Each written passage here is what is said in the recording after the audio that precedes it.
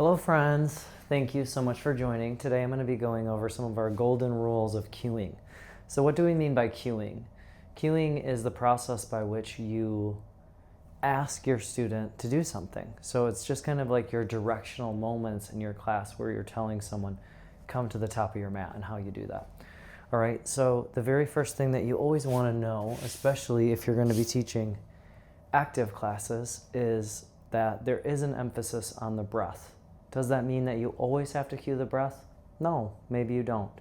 But sometimes it can be really nice to include the breath cues, especially for people who are new and just getting into learning about the inhale and the exhale and where you place those in your practice.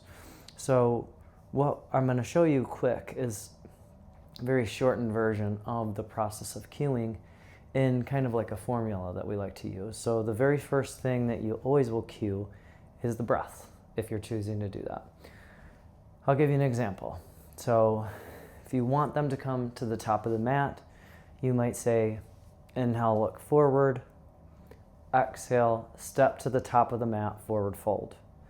So in that statement you heard breath, so exhale, step to the top of the mat, that's what you're doing and where you're going, and then you heard forward fold, so that's the posture name.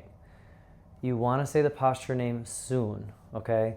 A lot of times we have newer teachers will say 400 cues before they ever say the posture name. What happens is you have a lot of people in your class that probably know what forward fold looks like, so the sooner that you say it, the sooner they're going to get there. In fact, some of the cues actually fit better once you're already in the pose and you have a second to kind of ground yourself, and then you can add more, like bend your knees, lengthen your neck, drop your head, soften your shoulders, different things like that. You want to get to that posture name pretty quick, okay? So let's go ahead and talk about another example.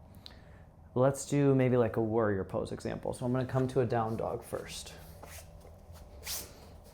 From downward facing dog, we would say exhale, step your right foot forward, pivot your back heel down, toes point forward, warrior 1 feet. Inhale, rise up, lift your arms, warrior 1.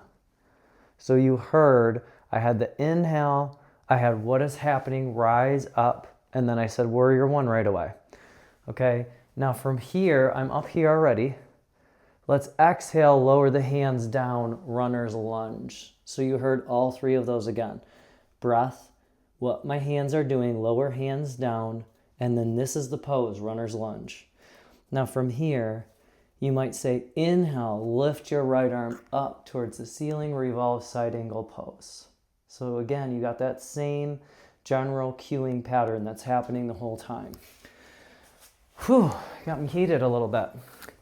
Something that is really nice about the pattern is A, it helps you as a teacher because it helps you kind of remember where you're going and you're not over cueing.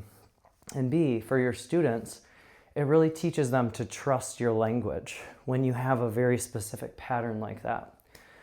We've run into a few times too where trainees or even teachers will cue the breath way later.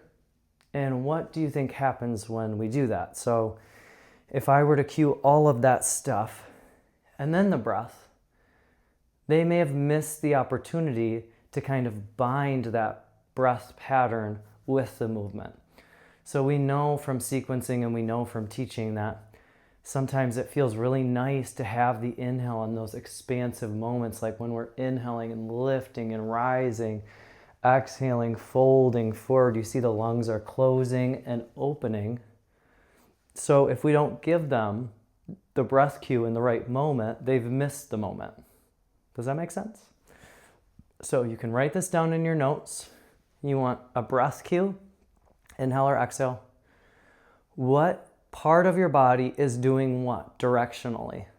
So what about a 3-legged dog? Inhale, lift your right leg up behind you, 3-legged dog. Inhale, lift leg up, name of pose. So you can do this all throughout your class, making things easier on you and easier on your students to trust you. So I hope you have fun playing around with that new little equation that you have.